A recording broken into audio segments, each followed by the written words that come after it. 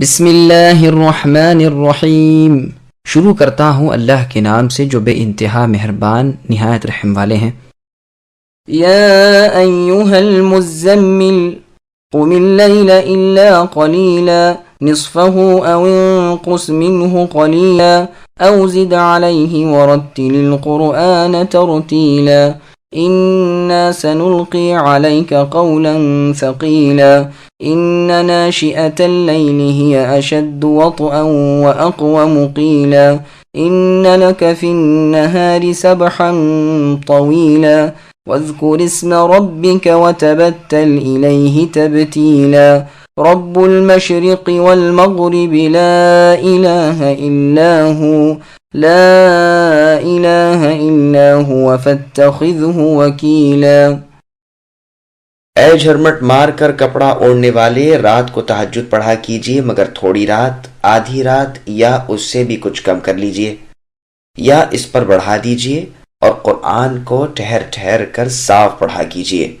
یقیناً ہم آپ پر بہت بھاری بات عنقریب نازل کریں گے۔ بے شک رات کا اٹھنا نفس کو خوب کچل دیتا ہے اور بات کو بہت درست کر دیتا ہے۔ یقیناً تمہیں دن میں بہت مشغل رہتا ہے۔ آپ اپنے رب کے نام کا ذکر کیا کریں اور تمام خلائق سے کٹ کر اللہ کی طرف متوجہ ہو جائیے۔ مشرق و مغرب کا پروردگار جس کے سوا کوئی معبود برحق نہیں، آپ انہی کو اپنا کارساز بنا لیجئے۔ سامعین بن آیتوں کی تفسیر سماعت کیجئے۔ پیغمبر محمد مصطفیٰ علیہ الصلاۃ والسلام کو نماز تہجد کا حکم۔ اللہ تعالیٰ اپنے نبی اکرم صلی اللہ علیہ وسلم کو حکم دیتے ہیں کہ راتوں کے وقت کپڑے لپیٹ کر سو رہنے کو چھوڑ دیں اور تہجد کی نماز کے قیام کو اختیار کر لیں، جیسے ایک اور جگہ فرمایا تتجافى جنوبهم عن المضاجع، ان اہل ایمان کی کروٹیں بستروں سے الگ ہوتی ہیں اور اپنے رب کو خوف اور لالچ سے پکارتے ہیں اور ہمارے دیے ہوئے میں سے دیتے رہتے ہیں۔ رسول اکرم صلی اللہ علیہ وسلم پوری عمر اس حکم کی بجاوری کرتے رہے۔ تہجد کی نماز صرف آپ پر واجب تھی، یعنی امت پر واجب نہیں ہے، جیسے اور جگہ ہے وَمِنَ اللَّيْلِ فَتَهَجَّدْ بِهِ نَافِلَةً لَكَ إِلَى آخِرِ الْآيَةِ۔ راتوں کو اے نبی تہجد پڑھا کیجئے، یہ حکم نفل کے طور پر صرف آپ کو ہے، آپ کے رب آپ کو مقام محمود میں پہنچانے والے ہیں۔ یہاں اس حکم کے ساتھ ہی مقدار بھی بیان فرما دی کہ آدھی رات یا کچھ کم و بیش۔ مزمل کے معنی سونے والے اور کپڑا لپیٹنے والے کے ہیں۔ اس وقت رسول اللہ صلی اللہ علیہ وسلم اپنی چادر اوڑھے لیٹے ہوئے تھے، اور یہ بھی کہا گیا ہے کہ اے قرآن کے اچھی طرح لینے والے، آپ آدھی رات تک تہجد میں مشغول رہا کریں یا کچھ بڑھا گھٹا دیا کریں، اور قرآن کریم کو آہستہ آہستہ ٹھہر ٹھہر کر پڑھا کرتے کہ خوب سمجھ جاتے۔ اس حکم کے بھی رسول اللہ صلی اللہ علیہ وسلم عامل تھے۔ چنانچہ صحیح مسلم کی حدیث میں ہے، عائشہ رضی اللہ عنہ کا بیان ہے کہ رسول اللہ قرآن کریم کو ترتیل کے ساتھ پڑھتے تھے، جس سے بڑی دیر میں سورت ختم ہوتی تھی، گویا چھوٹی سی سورت بڑی سے بڑی ہو جاتی تھی۔ صحیح بخاری شریف میں ہے کہ انس رضی اللہ عنہ سے رسول اللہ صلی اللہ علیہ وسلم کی قرات کا وصف یعنی اس کی کیفیت پوچھی جاتی ہے تو آپ فرماتے تھے کہ خوب مد کھینچ کر رسول اللہ صلی اللہ علیہ وسلم پڑھا کرتے تھے، پھر بسم اللہ الرحمن الرحیم پڑھ کر سنائی، جس میں لفظ اللہ پر، لفظ رحمان پر، لفظ رحیم پر مد کیا۔ مسند احمد کی ایک حدیث میں ہے کہ قرآن کے قاری سے قیامت کے دن کہا جائے گا کہ پڑھتا جا اور چڑھتا جا اور ترتیل یعنی ٹھہر ٹھہر کر پڑھ، جیسے دنیا میں ترتیل سے پڑھا کرتا تھا، تیرا درجہ وہ ہے جہاں تیری آخری آیت ختم ہو۔ یہ حدیث ابو داؤد و ترمذی اور نسائی میں بھی ہے، اور امام ترمذی اسے حسن صحیح کہتے ہیں۔ ہم نے اس تفسیر کے شروع میں وہ احادیث وارد کر دی ہیں جو ترتیل کے مستحب ہونے اور اچھی آواز سے قرآن پڑھنے پر دلالت کرتی ہیں، جیسے وہ حدیث جس میں ہے کہ قرآن کو اپنی آوازوں سے مزین کرو۔ اس حدیث کو امام ابو داؤد اور نسائی وغیرہ نے نکالا ہے۔ نیز صحیح بخاری اور ابو داؤد وغیرہ کی حدیث میں ہے کہ وہ شخص ہم میں سے نہیں یعنی مسلمان نہیں جو خوش آوازی سے قرآن نہ پڑھے، اور صحیح بخاری میں ابو موسیٰ الاشعری رضی اللہ عنہ کی نسبت رسول اللہ کا یہ فرمانا کہ اسے آل داؤد کی خوش آوازی عطا کی گئی ہے۔ اور عبداللہ ابن مسعود رضی اللہ عنہ کا یہ فرمان کہ ریت کی طرح قرآن کو نہ پھیلاؤ اور شعروں کی طرح قرآن کو بے تہذیبی سے نہ پڑھو، اس کے عجائب پر غور کرو اور دلوں میں اثر لیتے جاؤ، اور اس کے پیچھے نہ پڑ جاؤ کہ جلد صورت ختم ہو۔ بخاری اور مسلم کی حدیث میں ہے کہ ایک شخص نے آ کر ابن مسعود رضی اللہ عنہ سے کہا کہ میں نے مفصل کی تمام صورتیں آج کی رات ایک ہی رکعت میں پڑھ ڈالیں۔ آپ نے فرمایا کہ پھر تو نے شعروں کی طرح جلدی جلدی پڑھا ہوگا، مجھے وہ برابر کی صورتیں خوب یاد ہیں جنہیں رسول اللہ صلی اللہ علیہ وسلم ملا کر پڑھا کرتے تھے۔ پھر مفصل صورتوں میں سے 20 صورتوں کے نام لیے کہ ان میں سے 2 صورتیں رسول اللہ ایک ایک رکعت میں پڑھا کرتے تھے۔ پھر اللہ تعالیٰ فرماتے ہیں کہ ہم آپ پر اے نبی ان قریب بھاری بوجھل بات اتاریں گے، یعنی عمل میں ثقیل ہوگی اور اترتے وقت بوجہ اپنی عظمت کے گراں قدر ہوگی۔ زید بن ثابت رضی اللہ عنہ فرماتے ہیں کہ ایک مرتبہ رسول اللہ صلی اللہ علیہ وسلم پر وحی اتری، اس وقت آپ کا گھٹنا میرے گھٹنے پر تھا۔ وحی کا اتنا بوجھ پڑا کہ میں تو ڈرنے لگا کہ میری ران کہیں ٹوٹ نہ جائے۔ یہ روایت بخاری میں ہے۔ صحیح بخاری کے شروع میں ہے کہ حارث ابن ہشام رضی اللہ عنہ پوچھتے ہیں، اے اللہ کے رسول، آپ کے پاس وحی کس طرح آتی ہے؟ آپ نے فرمایا، کبھی تو گھنٹی کی آواز کی طرح ہوتی ہے جو مجھ پر بہت بھاری پڑتی ہے، اور جب وہ گنگناہٹ کی آواز ختم ہو جاتی ہے تو اس دوران میں جو کچھ کہا گیا تھا وہ مجھے خوب محفوظ ہو جاتا ہے، اور کبھی فرشتہ انسانی صورت میں میرے پاس آتا ہے اور مجھ سے کلام کرتا ہے اور میں یاد کر لیتا ہوں۔ عائشہ رضی اللہ عنہ فرماتی ہیں کہ میں نے دیکھا ہے کہ سخت جاڑے والے دن میں بھی جب آپ پر وحی اتر چکی ہوتی تو آپ کی پیشانی مبارک سے پسینے کے قطرے ٹپکنے لگتے۔ مسند احمد میں ہے کہ کبھی اونٹنی پر رسول اللہ سوار ہوتے اور اسی حالت میں وحی آتی تو اونٹنی جھک جاتی۔ ابن جریر میں بھی یہ ہے کہ پھر جب تک وحی ختم نہ ہو لیتی اونٹنی سے قدم نہ اٹھایا جاتا اور نہ اس کی گردن اونچی ہوتی۔ مطلب یہ ہے کہ خود وحی کا اترنا بھی اہم اور بوجھل تھا، پھر احکام کا بجا لانا اور ان کا عامل ہونا بھی ایسا ہی تھا۔ یہی قول امام ابن جریر رحمۃ اللہ علیہ کا ہے۔ عبد الرحمن رحمۃ اللہ علیہ سے منقول ہے کہ جس طرح دنیا میں یہ ثقیل کام ہے اسی طرح آخرت میں اجر بھی بھاری ملے گا۔ پھر آگے اللہ فرماتے ہیں کہ رات کا اٹھنا نفس کو زیر کرنے کے لیے اور زبان کو درست کرنے کے لیے اکسیر ہے۔ نشأ کے معنی حبشی زبان میں قیام کرنے کے ہیں۔ رات بھر میں جب اٹھے اسے ناشئۃ اللیل کہتے ہیں۔ تہجد پڑھنے کے فوائد۔ تہجد کی نماز کی خوبی یہ ہے کہ دل اور زبان ایک ہو جاتا ہے، اور تلاوت کے جو الفاظ زبان سے نکلتے ہیں دل میں گڑ جاتے ہیں، اور بنسبت دن کے رات کی تنہائی میں معنی مطلب خوب ذہن نشین ہو جاتا ہے، کیونکہ دن بھیڑ بھاڑ کا، شور و غل کا، کمائی دھندے کا وقت ہوتا ہے۔ انس رضی اللہ عنہ نے اقوم قیلن کو اصوب قیلن پڑھا تو لوگوں نے کہا ہم تو اقوم پڑھتے ہیں۔ آپ نے فرمایا اقوم اصوب احیأ، اور ان جیسے سب الفاظ ہم معنی ہیں۔ پھر فرماتے ہیں دن میں آپ کو بہت فراغت ہے، نیند کر سکتے ہیں، سو اور بیٹھ سکتے ہیں، راحت حاصل کر سکتے ہیں، نوافل بکثرت ادا کر سکتے ہیں، اپنے دنیاوی کام کاج پورے کر سکتے ہیں، پھر رات کو آخرت کے کام کے لیے خاص کر لیجئے۔ اس بنا پر یہ حکم اس وقت تھا جب رات کی نماز فرض تھی، پھر اللہ تبارک و تعالی نے اپنے بندوں پر احسان کیا اور بطور تخفیف کے اس میں کمی کر دی اور فرمایا تھوڑی سی رات قیام کرو۔ اس فرمان کے بعد عبد الرحمن ابن زید ابن اسلم رحمۃ اللہ علیہ نے ان ربک سے فقرؤوا ما تیسر منہ تک پڑھا اور آیت ومن اللیل کی بھی تلاوت کی۔ آپ کا یہ قول ہے بھی ٹھیک۔ مسند احمد میں ہے کہ سعید ابن ہشام رحمۃ اللہ علیہ نے اپنی بیوی کو طلاق دے دی اور مدینے کی طرف چلے تاکہ وہاں کے اپنے مکانات بیچ ڈالیں اور ان کی قیمت سے ہتھیار وغیرہ خرید کر جہاد میں جائیں اور رومیوں سے لڑتے رہیں، یہاں تک کہ یا تو روم فتح ہو یا شہادت نصیب ہو۔ مدینہ شریف میں اپنی قوم والوں سے ملے اور اپنا ارادہ ظاہر کیا تو انہوں نے کہا سنو، رسول اللہ صلی اللہ علیہ وسلم کی حیات میں آپ ہی کی قوم میں سے 6 شخصوں نے یہی ارادہ کیا تھا کہ عورتوں کو طلاقیں دے دیں، مکانات وغیرہ بیچ ڈالیں اور اللہ کی راہ میں کھڑے ہو جائیں۔ رسول اکرم صلی اللہ علیہ وسلم کو جب یہ معلوم ہوا تو آپ نے ان سے فرمایا، کیا جس طرح میں کرتا ہوں اس طرح کرنے میں تمہارے لیے اچھائی نہیں ہے؟ خبردار ایسا نہ کرنا، اپنے ارادے سے باز آ جاؤ۔ یہ حدیث سن کر سعید رحمۃ اللہ علیہ نے بھی اپنا ارادہ ترک کر دیا اور وہیں اسی جماعت سے کہا کہ تم گواہ رہنا کہ میں نے اپنی بیوی سے رجوع کر لیا۔ اب سعید رحمۃ اللہ علیہ چلے گئے۔ پھر جب اس جماعت سے ملاقات ہوئی تو کہا کہ یہاں سے جانے کے بعد میں عبداللہ ابن عباس رضی اللہ عنہما کے پاس گیا اور ان سے رسول اللہ کے وطر پڑھنے کی کیفیت دریافت کی تو انہوں نے کہا کہ اس مسئلے کو سب سے زیادہ بہتر طور پر عائشہ رضی اللہ عنہا بتلا سکتی ہیں، تم وہی جاؤ اور انہی سے دریافت کرو اور ان سے جو سنو وہ ذرا مجھ سے کہہ جانا۔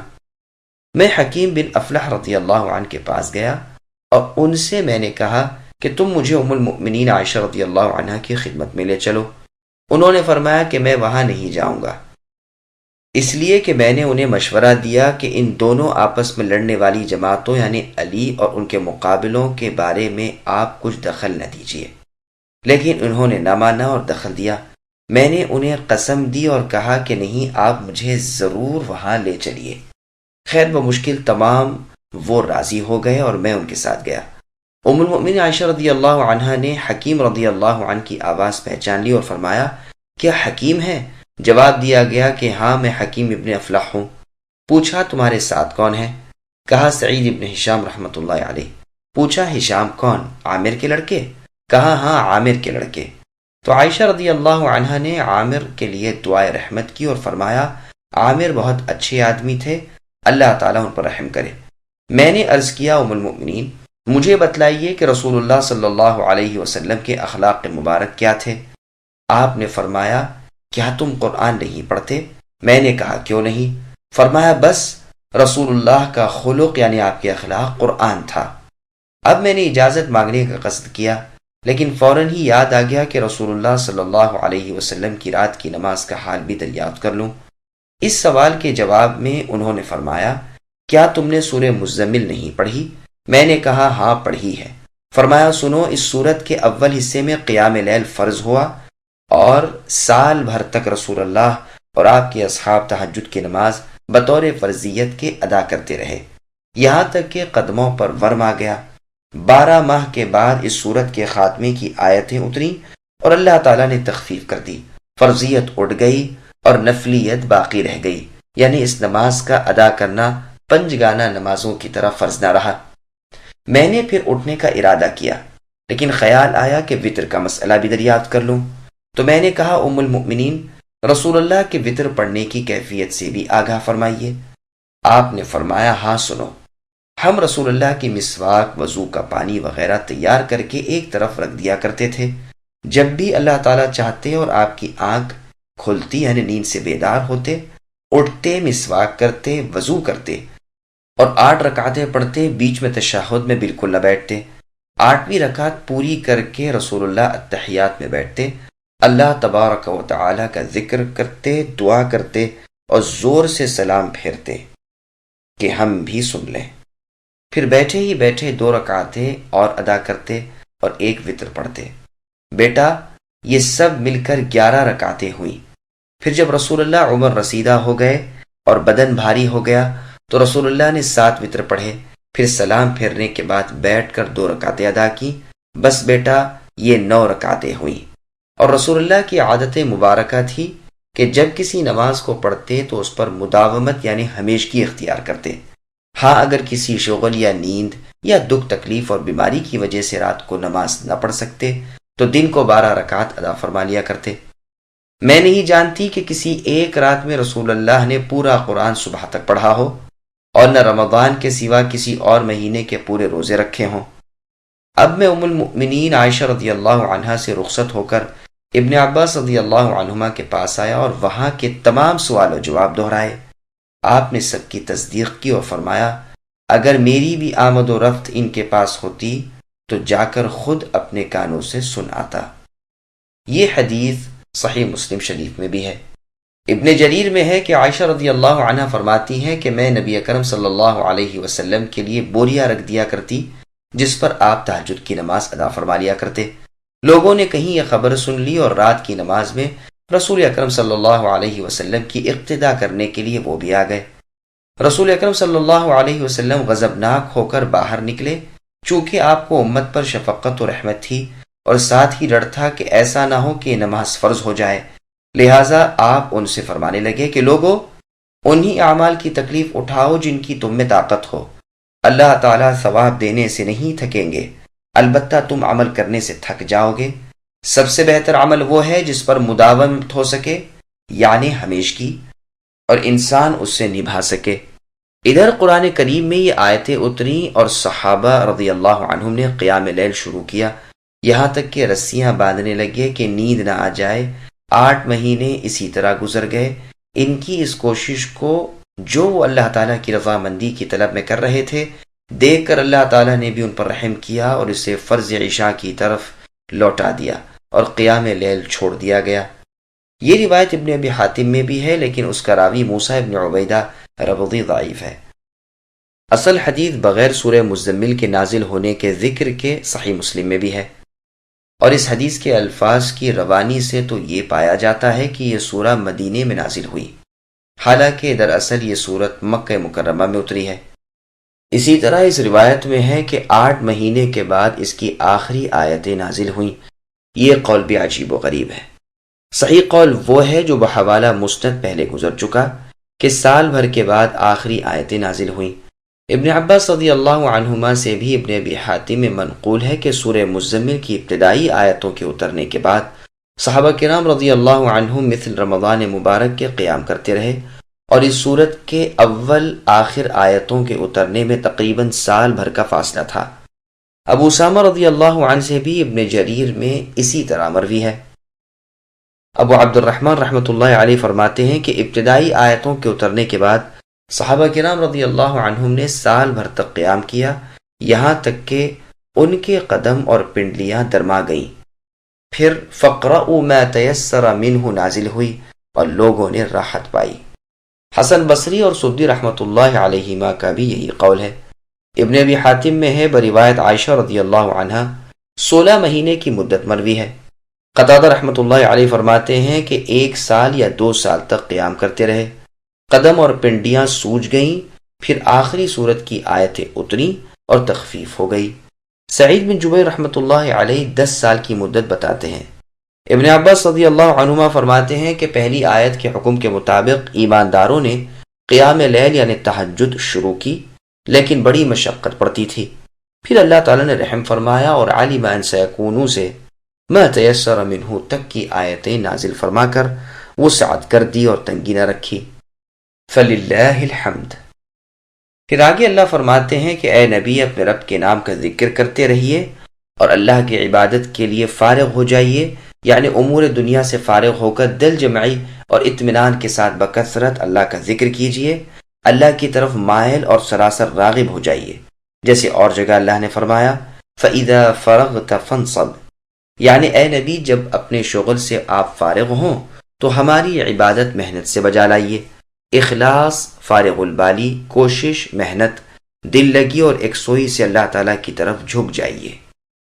سنن ترمذی وغیرہ کی حدیث میں ہے کہ رسول اللہ نے تبتل سے منع فرمایا، یعنی بال بچے اور دنیا کو چھوڑ دینے سے۔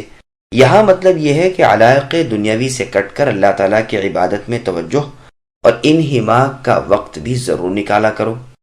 اللہ مالک ہیں، متصرف ہیں، مشرق مغرب سب اللہ ہی کے قبضے میں ہے، اللہ کے سوا عبادت کے لائق کوئی نہیں، تو جس طرح صرف اللہ ہی کی عبادت کرتے رہیے۔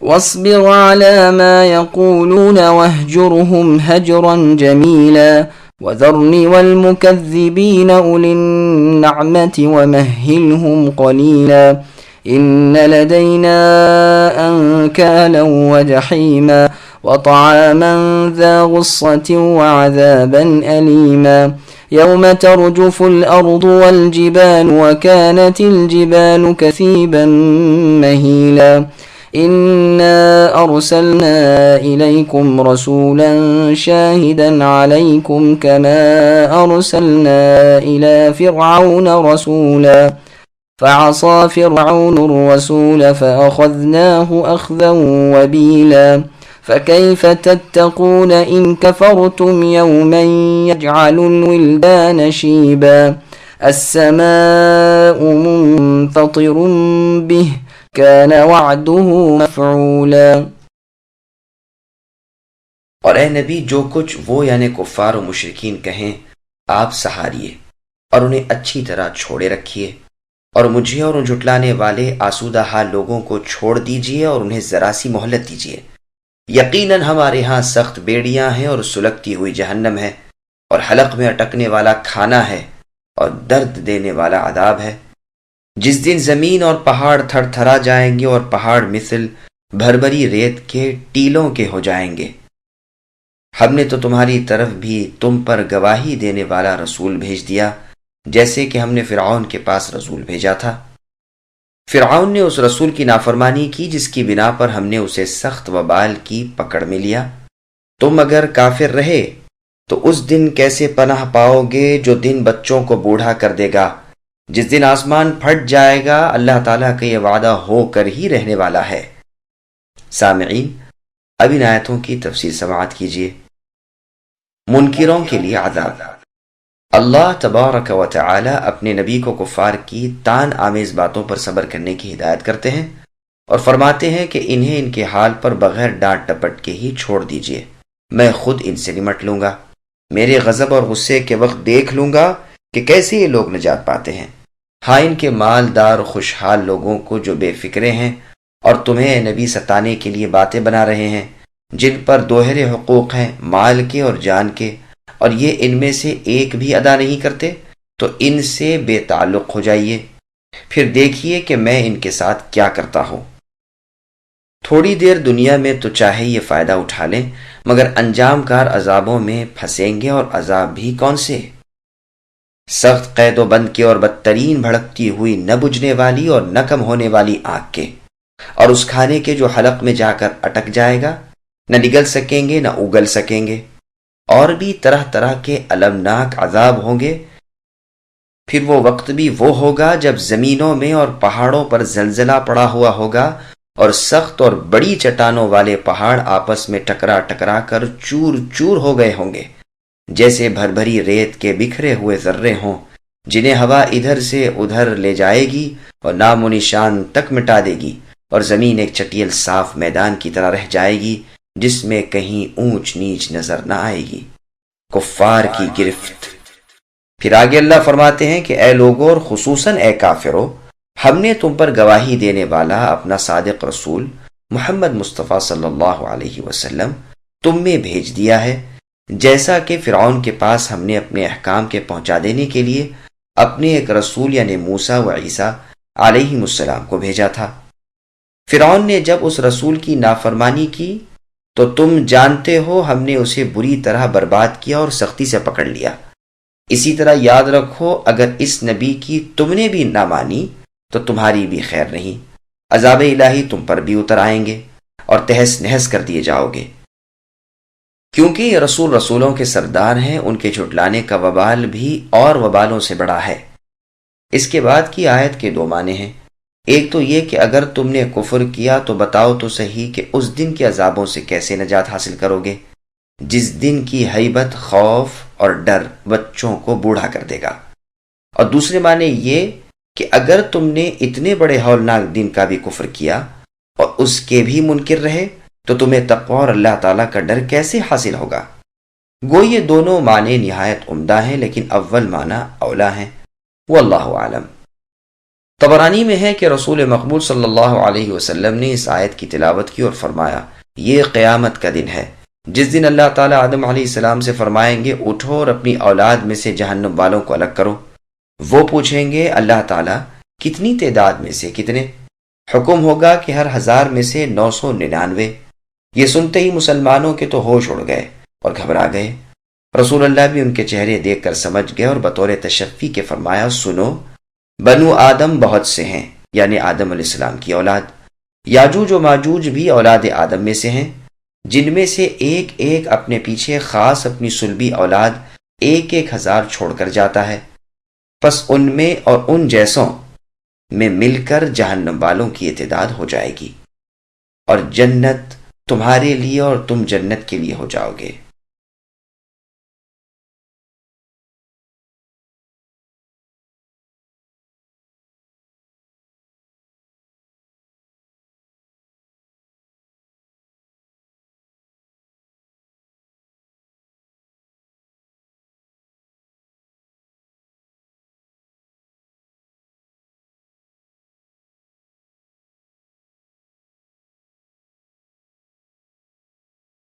إن هذه تذكرة فمن شاء اتخذ إلى ربه سبيلا إن ربك يعلم أنك تقوم أدنى من ثلثي الليل ونصفه وثلثه وطائفة من الذين معك والله يقدر الليل والنهار علم أن لن تحصوه فتاب عليكم فاقرؤوا ما تيسر من القرآن علم أن سيكون منكم مرضى وآخرون يضربون في الأرض يبتغون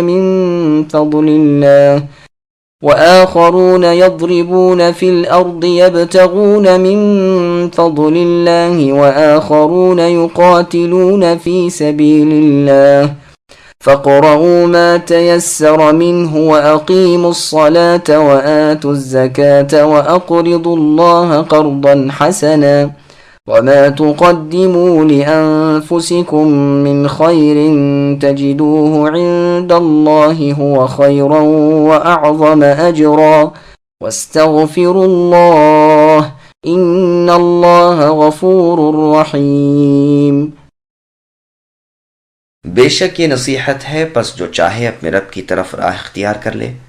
آپ کے رب بخوبی جانتے ہیں کہ آپ اور آپ کے ساتھ کے لوگوں کی ایک جماعت قریب 2/3 رات کے اور آدھی رات کے اور 1/3 رات کے تہجد پڑھتے ہیں، اور رات دن کا پورا اندازہ اللہ تعالیٰ کو ہے۔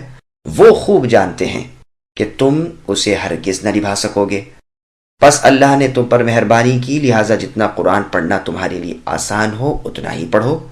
وہ اللہ جانتے ہیں کہ تم میں بعض بیمار بھی ہوں گے، بعض دوسرے زمین میں چل پھر کر اللہ تعالیٰ کا فضل یعنی روزی بھی تلاش کریں گے، اور کچھ لوگ اللہ تعالیٰ کی راہ میں جہاد بھی کریں گے۔ سو تم بآسانی جتنا قرآن پڑھ سکو پڑھو، اور نماز کی پابندی رکھو، اور زکوٰۃ دیتے رہا کرو، اور اللہ تعالیٰ کو اچھا قرض دو، اور جو نیکی تم اپنے لیے آگے بھیجو گے اسے اللہ تعالیٰ کے ہاں بہتر سے بہتر اور ثواب میں بہت زیادہ پاؤ گے۔ اللہ تعالیٰ سے معافی مانگتے رہو، یقیناً اللہ تعالیٰ بخشنے والے مہربان ہیں۔ سامعین، اب ان آیتوں کی تفصیل سماعت کیجیے۔ اللہ تعالیٰ فرماتے ہیں کہ یہ سورت عقل مندوں کے لیے سراسر نصیحت و عبرت ہے۔ جو بھی طالب ہدایت ہو وہ مرضی مولا سے ہدایت کا راستہ پالے گا اور اپنے رب کی طرف پہنچ جانے کا ذریعہ حاصل کر لے گا، جیسے دوسری صورت میں اللہ نے فرمایا وَمَا تَشَاءُونَ إِلَّا أَن يَشَاءَ اللَّهُ إِنَّ اللَّهَ كَانَ عَلِيمًا حَكِيمًا۔ تمہاری چاہت کام نہیں آتی، وہی ہوتا ہے جو اللہ تعالیٰ کا چاہا ہوا ہو۔ صحیح علم والے اور پوری حکمت والے اللہ تعالیٰ ہی تو ہیں۔ پھر آگے اللہ فرماتے ہیں کہ اے نبی صلی اللہ علیہ وسلم، آپ کا اور آپ کے اصحاب کی ایک جماعت کا کبھی 2/3 رات تک قیام لیل میں مشغول رہنا، کبھی آدھی رات اسی میں گزارنا، کبھی 1/3 رات تک تہجد پڑھنا اللہ تعالیٰ کو بخوبی معلوم ہے۔ گو تمہارا مقصد ٹھیک اس وقت کو پورا کرنا نہیں ہوتا، اور ہے بھی وہ مشکل کام، کیونکہ رات دن کا صحیح اندازہ اللہ ہی کو ہے۔ کبھی دونوں برابر ہوتے ہیں، کبھی رات چھوٹی دن بڑا، کبھی دن چھوٹا رات بڑی۔ اللہ تعالیٰ جانتے ہیں کہ اس کو نبھانے کی طاقت تم میں نہیں، تو اب رات کی نماز اتنی ہی پڑھو جتنی تم بآسانی پڑھ سکو۔ کوئی وقت مقرر نہیں کہ فرضاً اتنا وقت لگانا ہی ہوگا۔ یہاں صلاۃ کی تعبیر قرات سے کی ہے، جیسے سورہ سبحان یعنی بنی اسرائیل میں ہے وَلَا تَجْهَرْ بِصَلَاتِكَ، یعنی اپنی قرات نہ تو بلند کیجئے اے نبی، نہ بالکل پست کیجئے۔ فاتحہ خلف الامام کا مسئلہ۔ ابو حنیفہ کے اصحاب نے اس آیت سے استدلال کر کے مسئلہ کہا ہے کہ نماز میں سورہ فاتحہ ہی کا پڑھنا متعین نہیں، اسے پڑھے خواہ اور کہیں سے پڑھ لے، گو ایک ہی آیت پڑھنا کافی ہے۔ اور پھر اس مسئلے کی مضبوطی اس حدیث سے کی ہے جس میں ہے کہ بہت جلدی نماز ادا کرنے والے کو رسول اللہ صلی اللہ علیہ وسلم نے فرمایا تھا کہ پھر پڑھ جو آسان ہو تیرے ساتھ قرآن سے۔ یہ روایت بخاری اور مسلم کی ہے، اور جمہور نے انہیں یہ جواب دیا ہے کہ بخاری اور مسلم کی عبادہ بن صامت رضی اللہ عنہ والی حدیث میں آ چکا ہے کہ رسول اللہ صلی اللہ علیہ وسلم نے فرمایا کہ نماز نہیں ہے مگر یہ کہ تو سورہ فاتحہ پڑھے۔ اور صحیح مسلم میں بروایت ابو ہریرہ رضی اللہ عنہ مروی ہے کہ رسول اللہ صلی اللہ علیہ وسلم نے فرمایا ہر وہ نماز جس میں سورہ فاتحہ نہ پڑھی جائے وہ بالکل ادھوری، محض، ناکارہ، ناقص اور ناتمام ہے۔ صحیح ابن خزیمہ میں بھی انہی کی روایت سے مروی ہے کہ رسول اللہ نے فرمایا کہ نماز نہیں ہوتی اس شخص کی جو سورہ فاتحہ نہ پڑھے۔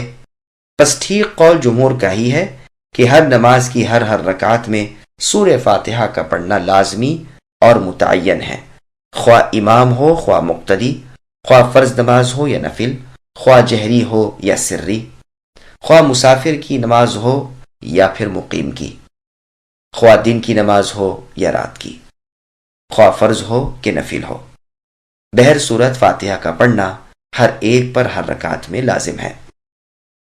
پھر آگے اللہ فرماتے ہیں کہ اللہ تعالیٰ کو معلوم ہے کہ اس امت میں عذر والے لوگ بھی ہیں جو قیام لیل کے ترک پر معذور ہیں، مثلا بیمار کے جنہیں اس کی طاقت نہیں، مسافر کے روزی کی تلاش میں ادھر ادھر جا آ رہے ہیں، مجاہد جو اہم تر شغل میں مشغول ہیں۔ یہ آیت بلکہ یہ پوری صورت مکی ہے، مکے میں نازل ہوئی۔ اس وقت جہاد نہیں تھا بلکہ مسلمان نہایت پست حالت میں تھے۔ پھر غیب کی یہ خبر دینا اور اسی طرح ظہور میں بھی آنا کہ مسلمانوں کو جہاد میں پوری مشغولی ہوئی، یہ نبوت کی اعلیٰ اور بہترین دلیل ہے، یعنی نبی صلی اللہ علیہ وسلم کے نبی برحق ہونے کی دلیل۔ تو ان عذروں کے باعث تمہیں رخصت دی جاتی ہے کہ جتنا قیام تم سے بآسانی کیا جا سکے کر لیا کرو۔ ابو رجا محمد نے حسن رحمۃ اللہ علیہ سے پوچھا، اے ابو سعید، اس شخص کے بارے میں آپ کیا فرماتے ہیں جو پورے قرآن کا حافظ ہے لیکن تہجد نہیں پڑھتا، صرف نماز فرض پڑھتا ہے؟ آپ نے فرمایا اس نے قرآن کو تکیہ بنا لیا، اس پر اللہ تعالیٰ کی لعنت ہو۔ اللہ تعالیٰ نے اپنے نیک غلام کے لیے فرمایا کہ وہ ہمارے علم کو جاننے والے تھے، اور فرمایا تم وہ سکھائے گئے ہو جسے نہ تم جانتے تھے نہ تمہارے باپ دادا۔ میں نے کہا ابو سعید، اللہ تعالیٰ تو فرماتے ہیں کہ جو قرآن آسانی سے تم پڑھ سکو پڑھو۔ فرمایا ہاں ٹھیک تو ہے، 5 آیتیں ہی پڑھ لو۔ پس بظاہر معلوم ہوتا ہے کہ حافظ قرآن کا رات کی نماز میں کچھ نہ کچھ قیام کرنا امام حسن بصری رحمۃ اللہ علیہ کے نزدیک حق و واجب تھا۔ صحیح بخاری اور مسلم کی حدیث میں ہے جس پر یہ بات دلالت کرتی ہے، جس میں ہے کہ رسول اللہ سے اس شخص کے بارے میں سوال ہوا جو صبح تک سویا رہتا ہے۔ فرمایا یہ وہ شخص ہے جس کے کان میں شیطان پیشاب کر جاتا ہے۔ اس کا ایک مطلب تو یہ بیان کیا گیا ہے کہ اس سے مراد وہ شخص ہے جو عشاء کے فرض بھی نہ پڑھے، اور یہ بھی کہا گیا ہے کہ جو رات کو نفلی قیام نہ کرے۔ سنن ابی داؤد کی روایت میں ہے کہ جو وتر نہ پڑھے وہ ہم میں سے نہیں۔ حسن بصری رحمۃ اللہ علیہ کے قول سے بھی زیادہ غریب قول ابو بکر ابن عبد العزیز الحنبلی کا ہے، جو کہتے ہیں رمضان کے مہینے کا قیام فرض ہے، واللہ اعلم۔ یہ یاد رہے کہ صحیح مسلک تو یہی ہے کہ تہجد کی نماز نہ تو رمضان میں واجب ہے نہ غیر رمضان میں۔ رمضان مبارک کی بابت بھی حدیث میں صاف آ چکا ہے کہ وَقِيَامُ لَيْلِهِ تَطَوُّعًا، یعنی اللہ تعالیٰ نے اس کے قیام کو نفلی قرار دیا ہے وغیرہ۔ پھر آگے اللہ نے ارشاد فرمایا کہ فرض نمازوں کی حفاظت کرو اور فرض زکوٰۃ کی ادائیگی کیا کرو۔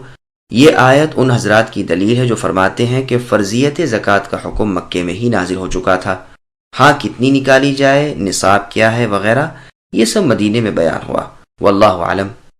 ابن عباس رضی اللہ عنہما نیز عکرمہ، مجاہد، حسن، قتادہ رحمۃ اللہ علیہم وغیرہ سلف کا فرمان ہے کہ اس آیت نے اس سے پہلے کے حکم رات کے قیام کو منسوخ کر دیا۔ ان دونوں حکموں کے درمیان کس قدر مدت تھی، اس میں جو اختلاف ہے اس کا بیان اوپر گزر چکا۔ بخاری مسلم کی حدیث میں ہے کہ رسول اللہ نے ایک شخص سے فرمایا 5 نمازیں دن رات میں فرض ہیں. اس نے پوچھا اس کے سوا بھی کوئی نماز مجھ پر فرض ہے؟ آپ نے فرمایا باقی سب نوافل ہیں. یہ روایت بخاری اور مسلم کی ہے. فی سبیل اللہ خرچ کرو. پھر آگے اللہ فرماتے ہیں کہ اللہ تعالیٰ کو اچھا قرض دو، یعنی اللہ کی راہ میں صدقہ خیرات کرتے رہو، جس پر اللہ تعالیٰ تمہیں بہت بہتر اور اعلیٰ اور پورا پورا بدلہ دیں گے. جیسے اور جگہ ہے، ایسا کون ہے جو اللہ تعالیٰ کو قرض حسنہ دے اور اللہ تعالیٰ اسے بہت کچھ بڑھائے چڑھائے. تم جو بھی نیکیاں کر کے بھیجو گے وہ تمہارے لیے اس چیز سے جسے تم پیچھے چھوڑ کر جاؤ گے بہت ہی بہتر اور اجر و ثواب میں بہت ہی زیادہ ہے. ابو اعلیٰ موصلی کی روایت میں ہے کہ رسول اللہ صلی اللہ علیہ وسلم نے اپنے اصحاب سے ایک مرتبہ پوچھا تم میں سے کون ہے جسے اپنے وارث کا مال اپنے مال سے زیادہ محبوب ہے؟ انہوں نے کہا اللہ کے رسول ہم میں سے تو ایک بھی ایسا نہیں. آپ نے فرمایا اور سوچ لو. انہوں نے کہا اللہ کے رسول یہی بات ہے. فرمایا سنو، تمہارا مال وہ ہے جسے تم اللہ کی راہ میں دے کر اپنے لیے آگے بھیج دو، اور جو چھوڑ جاؤ گے وہ تمہارا مال نہیں، وہ تو تمہارے وارثوں کا مال ہے. یہ حدیث